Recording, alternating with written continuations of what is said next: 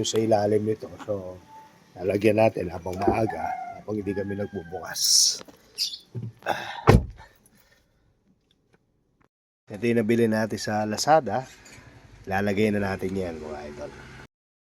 Nakabili tayo ng alloy engine undercover or skid plate dito sa ilalim ng Toyota Vios. Maganda naman yung klase niya. Buti na lang mga idol, may stock tayo nito, yung motorcycle steel ramp na 2-in-1.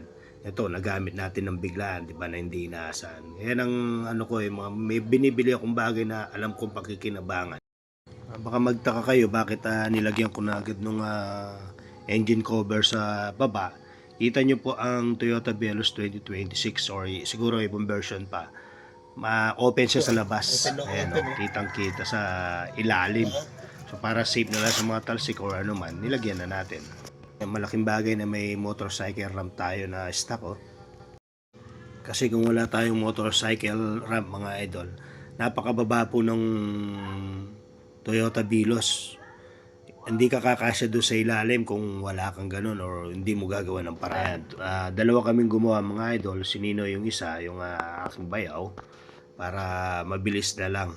Actually, madali lang naman ilagay, plug and play. Ang nakakatagal lang yung spacer na nilalagay mo doon sa singit no, yung pagkakapitan ng mga tornilyo. Pero kasama na doon sa binili ko sa Lazada. Package na siya, kumbaga ilalagay mo na lang, ikaw nang bahala. Then yung kanyang texture naman, medyo yun, at saka yung quality, okay naman siya.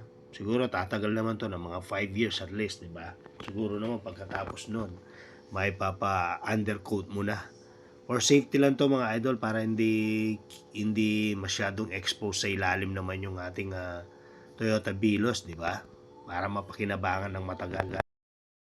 Wala ka nang hanapin pang ibang mga bagay pag nilagay mo to. Kasama na yung mga tornilyo, yan, mga spacer, at saka yung sinasabi ko, ayan, ito yung pinakataas niya. So, di ba, dati kanina open sa ilalim yan. O ngayon, kahit nasa taas ka, kita mo, nakasarado lang sa ilalim. Siguro, sa susunod natin bibilhan itong para sa taas naman. Alam ko may nabibili na yan. Ayan, nakasama na rin natin nabili yan, mga idol. Sa Lazada din yan, yung cover para sa mga ilaw. Yan, yung sa kanyang doorknob para iwas gasgas sa mga susi paghahawak mo, o tsaka yung mga bata minsan may mga singsing yan, yung mga sumasakay. Ito yung sa likod naman, kasama yung pinakamahaba na yan. Ilagyan na rin natin ng slide door step seal mga idol for safety kontra gas-gas. Yan, harap likod na yan, side by side.